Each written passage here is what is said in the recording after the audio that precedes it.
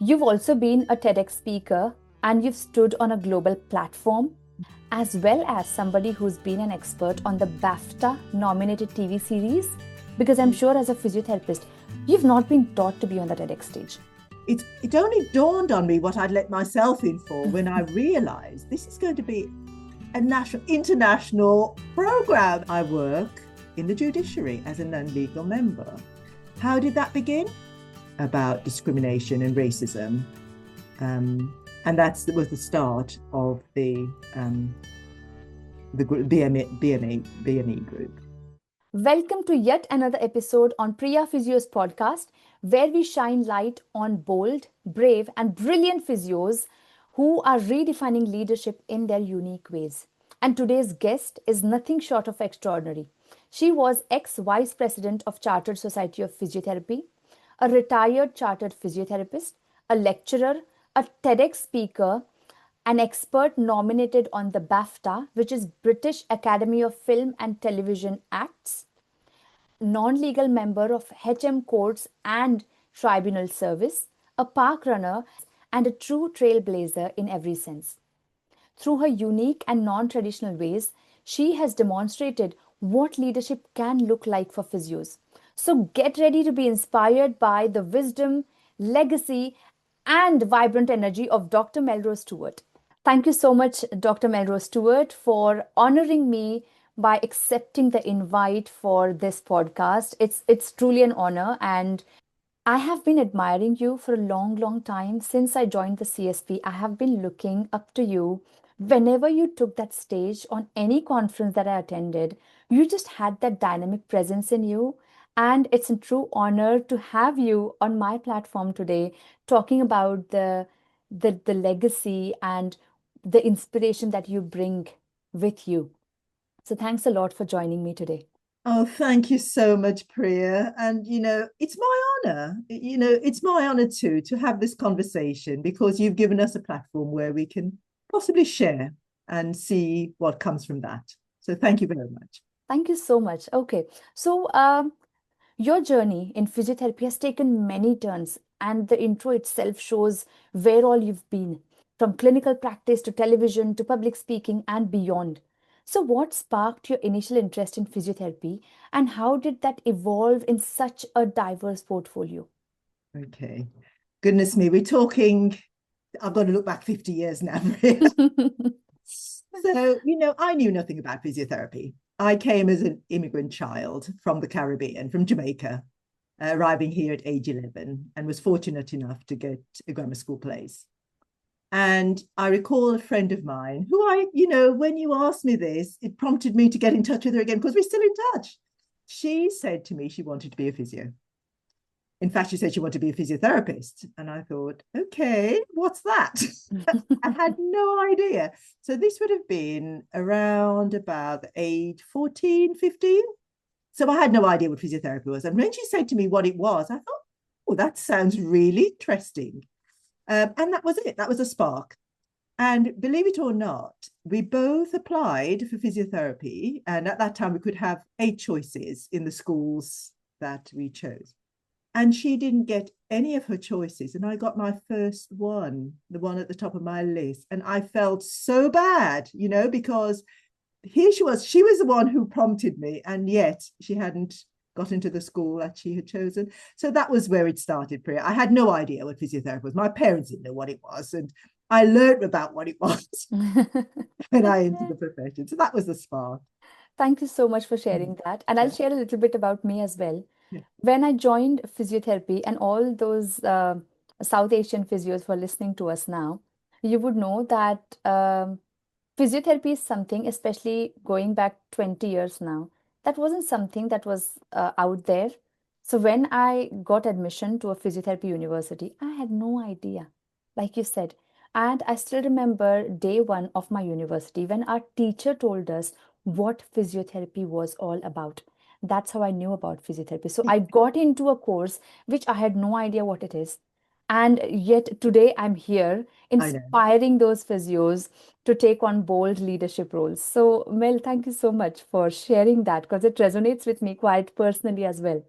our viewers are quite intrigued that you are a physiotherapist as well as somebody who's been an expert on the BAFTA-nominated TV series for older people's home for 4-year-olds. And that itself sounds very interesting. What did that experience teach you about intergenerational connection, health, and the power of media in reshaping public perceptions? Gosh, there's a lot there. The series, now that came about just out of the blue, literally. My interest has always been health.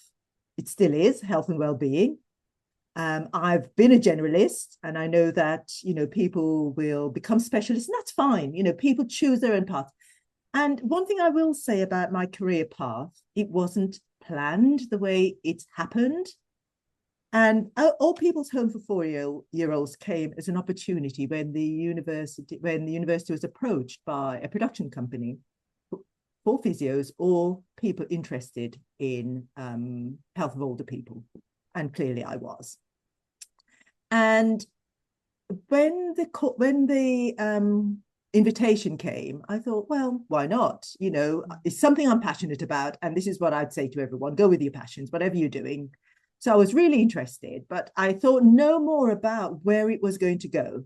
So they invited people to share about, they were doing this program about introducing 4-year-olds into an old people's home who would be interested, and they wanted somebody who with insight into physical activity. I thought, well, physios are, why not? It also went out to the physiologists, and it went out to those in sports medicine. So it wasn't just specific physio, it was anyone who was interested. Then the next thing I heard was of the people who had put their names forward, they were interested in talking to a few people, and I was one of them. And then the next thing I knew is, yeah, they wanted me to do it. So it was almost behind the scenes. The production company didn't know who Channel 4 was going to choose. What they did was gather people who were interested, gave them a profile, talked about who the individuals were, had a short interview with us, and took the information to Channel 4. And Channel 4 decided. So it was the last thing. I thought it might happen, but, television wasn't something I was expecting. It only dawned on me what I'd let myself in for when I realized this is going to be a international program. And then I thought, I'm not a television person, but I went with my passion. And this is what I would say, what set the ball rolling was because I thought the idea was an amazing idea. 4-year-olds into an old people's home, why not? And it wasn't a new idea, by the way, Priya. It was something that had been happening already. But Channel 4 wanted to show that it could make a real difference to older people living in isolation, combating loneliness, and what might happen if they did a program like this. And so that's how it all began. It's about taking an opportunity if you see it. My passion is what I went with. I became overawed when I realized just how huge it was, because from where we started, it's gone internationally. It's been picked up by other countries. I was inundated with I'm not a social media person in terms of profiling and using it to the most effect. I'm just not. I was learning as I went along. And I was inundated with people saying, what an amazing program. How can we do it? I just could not cope with all the calls that I had. Mm-hmm. So I knew that we touched something. We touched a flame. And it wasn't because I felt totally equipped to do it. I just felt it was a thing that I wanted to do. I was passionate about movement, combating loneliness, isolation. I knew physiotherapy worked, and that's what I went with. The rest came, and I learned the rest as I went with the program. So yeah, amazing. Thank you. I don't know whether that answers your question, but what it teaches me about intergenerational connection is that we did a second program, the second series. This documentary was so successful that there was a call for a second run. And the first one was done in Bristol. The second one was done in Nottingham. Now, the second one came about because people were saying, what about the 4-year-olds? Because we were concentrating on combating isolation and loneliness for the older people. And yet what we found from the first series is that the children were getting huge benefits, but that was not the initial focus. But the connections they were having with learning, how to one-to-one attention with an older person, having the joy of just playing with somebody who was their own, it was just phenomenal. And so the second series, we then started to look at measures, how it affected 4-year-olds. And sure enough, the benefits were mutual. And I could go on and on about this intergenerational because it mushroomed. It's not just about 4-year-olds. It's not just about older people. It's about all generations. And we know that even now, it's becoming even more of an issue where young people are almost isolating themselves within social media, and the connection, the physical connection isn't there. Families are wider apart because they're doing different things. Spouses die. Oh, it's huge. Absolutely huge. So, yeah. Thank you. Thank you so much. Thanks a lot for sharing everything. But one thing I've picked up for our viewers, our physios today who are watching us, is that Mel said she wasn't ready. She didn't know what she had gotten herself into. You know what that says to you all? It is just that you're not going to be an expert when you start something. You are going to learn as you go. And that's exactly where Mel stands today saying, just Yeah. go for it. Yeah. And you will learn. Either you will win or you will learn. Yeah. There is no such thing as failure. Yeah. And that Exactly. is the life testament. Thank you, Mel, for sharing Yeah. that in Yeah. So such. important. And you get caught up. Mhm. If you're passionate about something, you get caught up. And it's only when you're in the headlights you realize, oh, I'm here. But that's okay. That's okay. You started with your passion. Thank you so much. Mm. And continuing about this particular series and the study that you conducted, you've also been a TEDx speaker and you've stood on a global platform. Mm. So, what message did you choose to share? And how did the preparation and delivery of your talk shape your sense of purpose and leadership? Because I'm Mm. sure as a physiotherapist, you've not been taught to be on the TEDx stage. Naturally, because of the success of that program, I had lots of invitations. I had international requests to speak about the program. The TEDx stemmed from that. And it doesn't have to be something like that for a TEDx to begin. As I say, it's about your passion, and it depends where you put yourself out there. So the TEDx did stem from that. And again, it's about why I chose the topic for my TEDx, loneliness, isolation. Again, I really do feel we can make a difference. As a physio, we are taught numerous skills. We are so skillful in so many areas. Yes, we have the specific physiotherapy skills that we would say, hands-on, the manipulations, I don't know, the mobilization, whatever it is that you are an expert in. But on top of that, there are all these other transferable skills. I'm a lecturer. I can talk. I can teach. Interpersonally, my children will say they just know that when mum is in a room and if there's somebody else there, she'll start a conversation. Oh, that's what we do. If someone comes in for an assessment, we need to get them comfortable. We need to know how to start the conversation. And when they find it difficult, we need to find ways of making it easier. So our interpersonal skills, our communication skills, on top of our physiotherapy skills, are all there. We have them. How we transfer them onto another platform is just through exploration. So when I started the TEDx, I had a lot to learn. I had never done a TEDx talk. It's very different to talking to my students. It's very different to talking to a research audience. Here you are being on a huge platform, and people are listening into every word. Well, I suppose it's the same in the classroom, but it's a different stage, completely different stage. And I learned the preparation, and it's a learning exercise. Everything we do is a learning exercise. So I had support. I had teaching that went with how to deliver a talk. And so, yeah, that came with the flow. But what was important was I was asked to do a TEDx talk. I could have said no. But again, it was too important to say, not to accept the invitation. I felt it's so important to do it that overcame the other things that, the other fears that I had about stepping on a stage. So this is what I say is, again, and I just go back a little bit. My PhD, that was probably one of the most difficult things that I ever did. And we know the background work that has to go into that. What kept me going, and I think what keeps most people going with something that challenges them, is the belief in that what they're doing is worthy of getting it out there. It's important. That's what keeps people going. If you start something, you're not really, is it going to make a difference?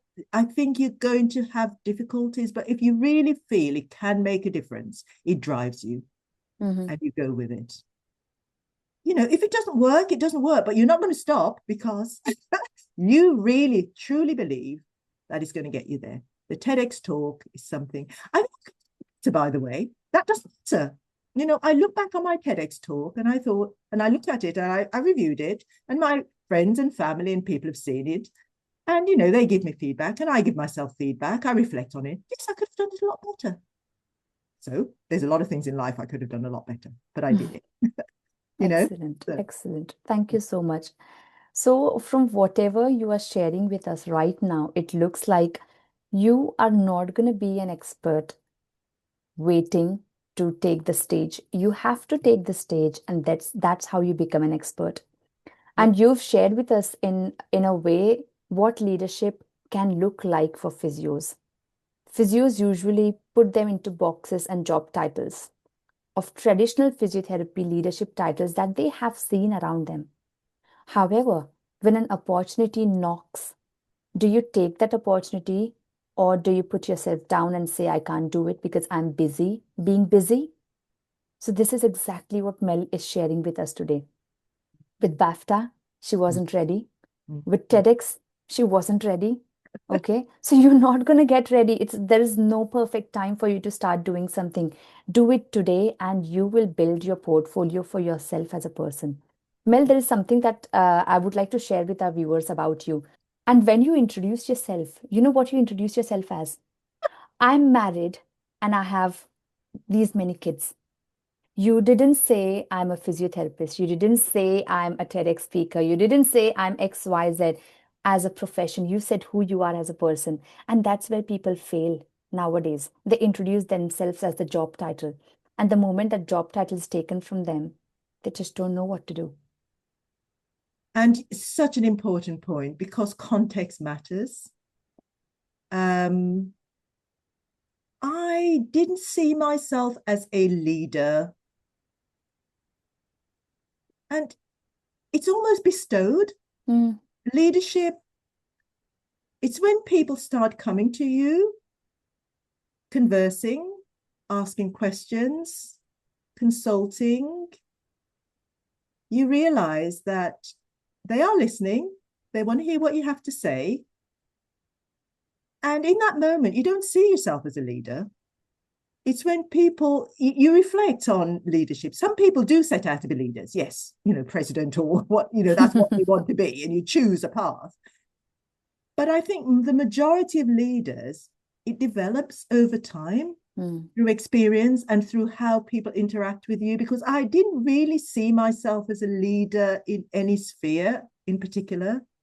But of course, it evolved and people kept... And it depends where I am. When I'm in a physiotherapy field, in the clinic or wherever, yes, I'm a physiotherapy and I'm a senior physio. But as you know, I work in different places. That role as a physio, I'm now retired, so to speak. It's a new phase. I'm hardly retired because I'm working just as hard as I did before. But I'm a leader in a different way, in different contexts. So, yeah, leadership is something that is contextual. And so as a mother, that at the moment, my grandchildren call me Grammy. So that's my leadership role in the family. Thank you. Thank you so much. Now that you've touched on your retirement, right? You're retired, and retirement is often seen as slowing down, but you've clearly stayed deeply engaged, whether through your advocacy, education, running. What is formal retirement for you? This is so interesting because life is changing dramatically. I'm 71 and I'm age proud. I don't have a problem with speaking age. And I know a lot of people have, but as far as I'm concerned, age is a number, as people would say. I could live another 30 years, Priya. 30 years is a long time. Exactly. People are retiring at 67 is about the retirement age now. I am labeled as a pensioner because I can access my pension. So that is what defines you as a pensioner. What defines you as a person, as a leader, as a practitioner, as someone who's still staying engaged in society is very different. I have so many roles. I cannot keep up with the requests that I have because I have a lot of interests. My main focus, I would say, perhaps most of my time is taken up in the courts. So now I work in the judiciary as a non-legal member. How did that begin? Now, I'm a physio. How did that start? I remember it was in 1992. Some of the listeners probably weren't even born then. The judiciary approached the Chartered Society of Physiotherapy for people who were interested in working in the courts, who had an interest in disability and looking at disability benefits. I just thought, oh, physios, that's what we do. We work with disability all the time. Why not? And I was successful in there was interview and everything else. But, that's one of those things where you may see the request and you just ignore it because you think, courts? Why would I want to work in the courts? And what's that all about? But my background, Priya, has always been about justice as well. Health and well-being is one aspect of my focus. The other side is justice and injustice. And as a migrant child, and probably one of a handful of Black physios back in the 90s, there was a lot of overt discrimination. We would like to think it's disappeared. We know it hasn't. It's my work in the courts. I'm still there. That's the reason I'm there. And so my physio background, the person I am, said to me, yes, you can work in the courts. And then on top of that, so that was the disability appeal side of things, because I worked with the Chartered Society in terms of a stewardship. I became a shop steward because, as you know, passionate about ensuring that justice, and we face the issues in the workplace as far as discrimination is concerned. I remember writing to the CSP as probably the lone voice about discrimination and racism. And that was the start of the group, BME group. Call it what you will, the term is still there, the BAME Black Network. Because again, my passion was, come on, we are people. Discrimination doesn't have a place in looking after people. And so, that was my passion. So when the courts asked for people to voice interest in employment tribunals, because I was already in the jurisdiction, I thought, well, yes, fits my portfolio. I work with employees who face discrimination of all kinds. Well, why not go for that? So that again happened. So not only do I sit on disability appeals tribunals, but because I started with injustices on that side and my work as a steward, I now also work on employment tribunals. And so, I have a lot of work. What I was going to say is I can choose how much I do now. I am so lucky. I'm at that phase of my life where I have choice. My family's grown. As I say, I've got grandchildren. I'm lucky that, I have a reasonable pension. So, I don't have to be worried financially.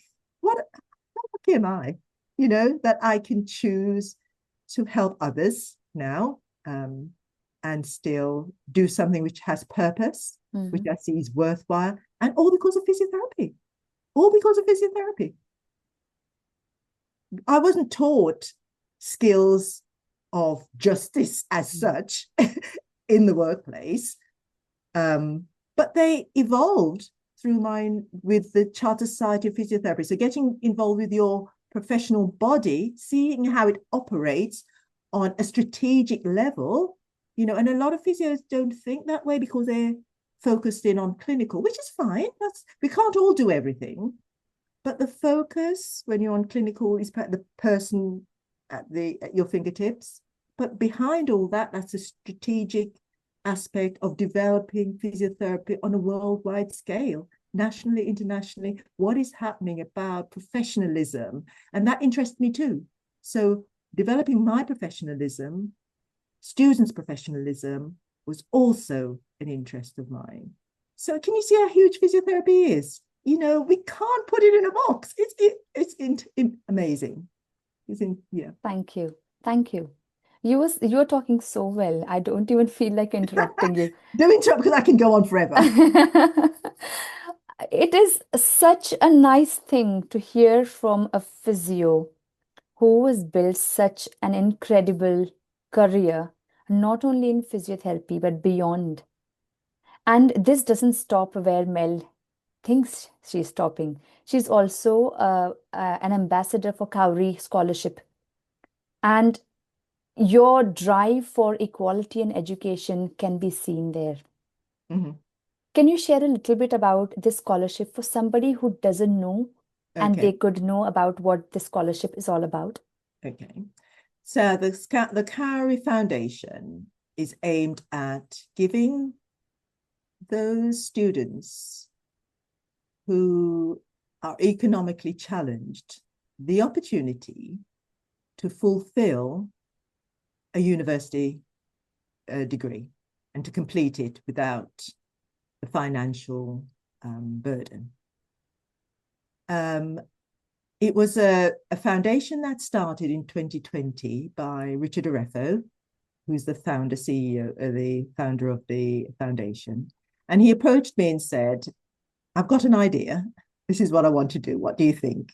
Straight away, again, you know where you're coming from, you know what your interests are, and the danger, Priya, is taking on too much when you have passions for things. When it falls in line with everything you do, you have to look carefully at where you draw those lines, where you put your interests and enthusiasm so that you don't let people down and you do it to the best of your ability.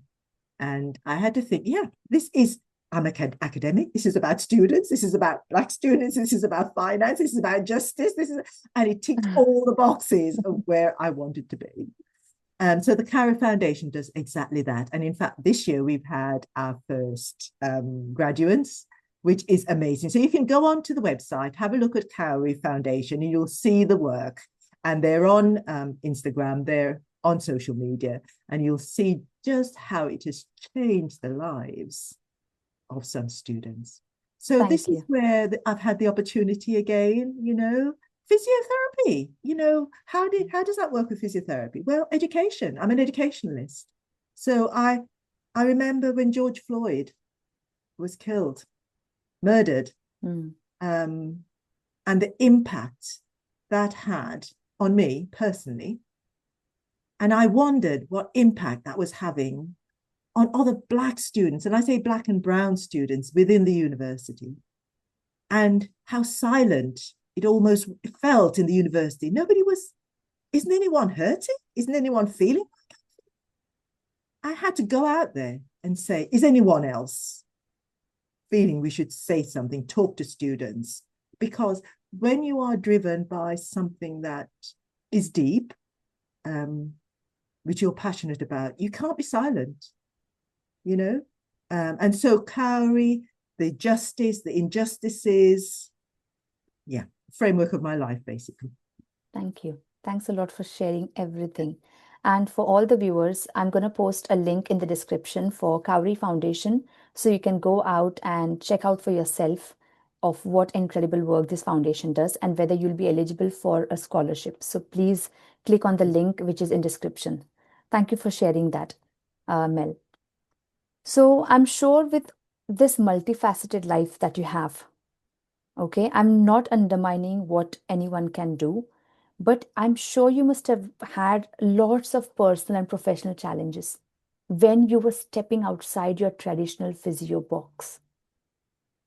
I'm sure you would have had self doubt, resistances within and outside, or the fear of the unknown.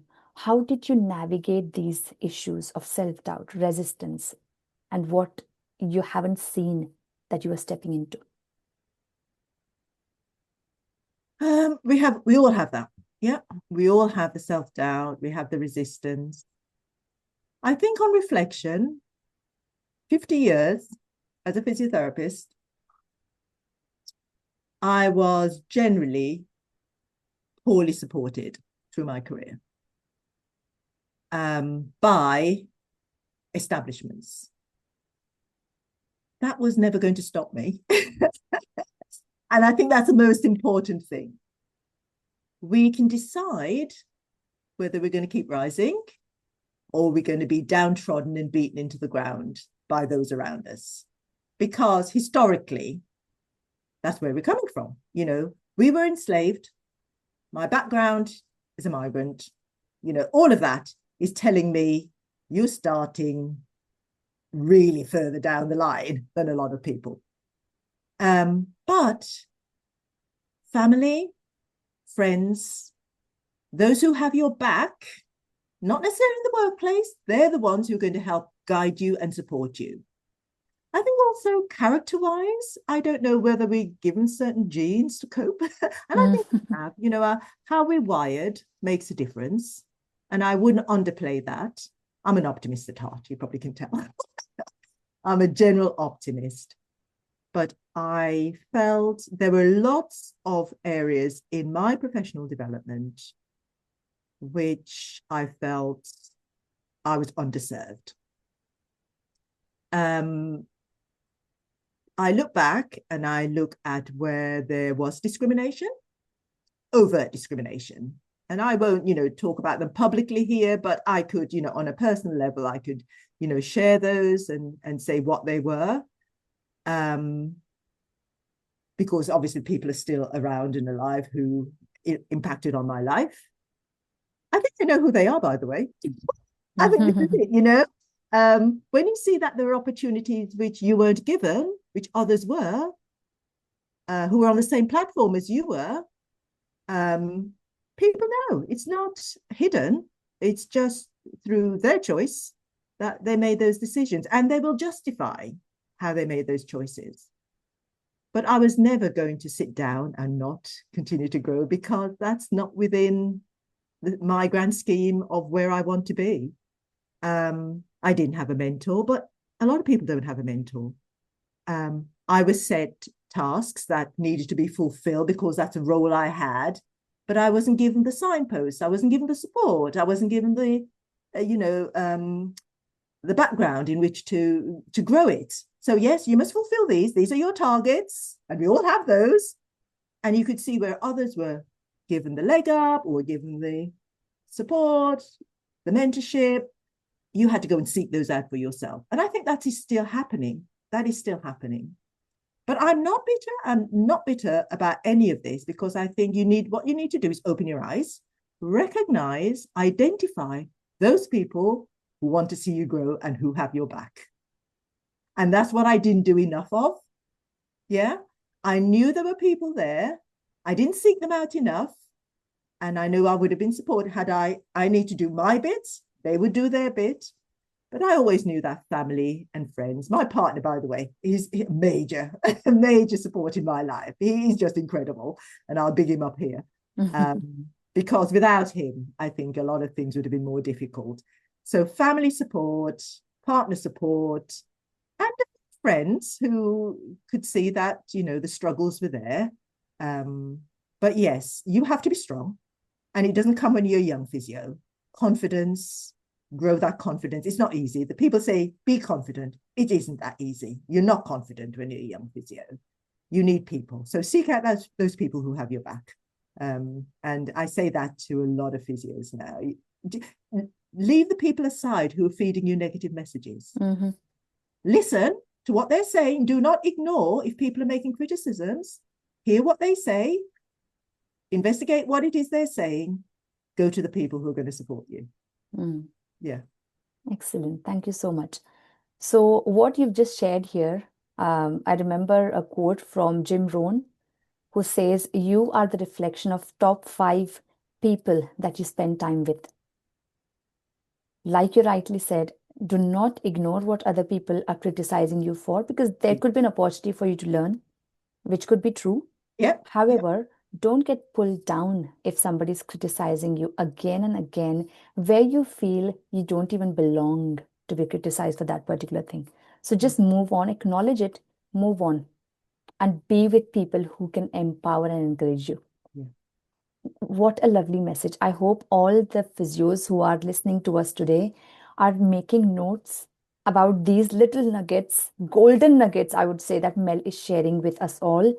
This is incredible. This is lived experience of a physio who's advocating physiotherapy even after she's retired. And there is no such title as retirement.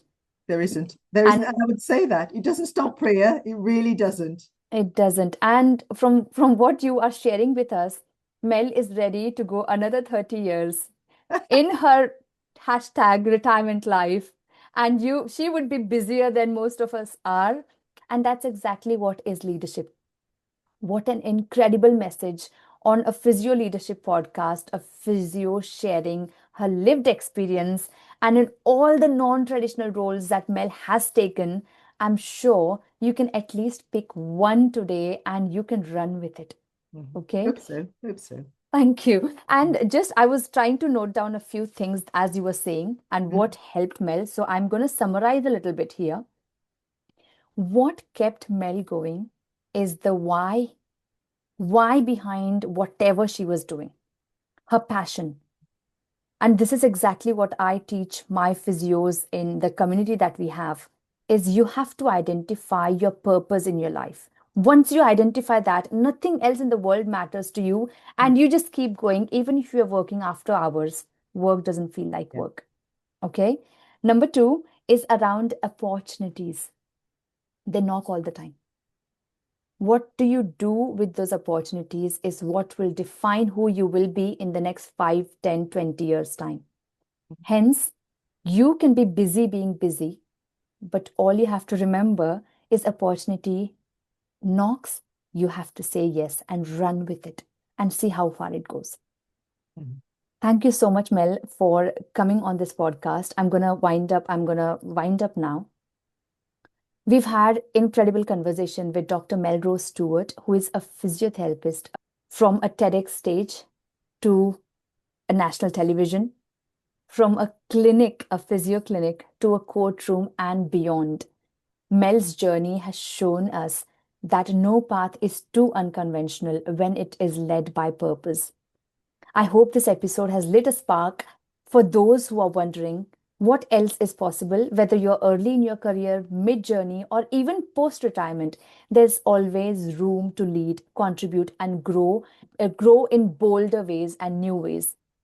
If you love this episode, please share with a fellow physio, subscribe, and leave a review. And remember, your path doesn't have to look like anyone else's. You can have your own leadership path. Until next time, keep forging forward, and remember, leadership in physiotherapy matters. Thank you so much, everyone. Thank you, Mel, for joining us. Thank you, Priya.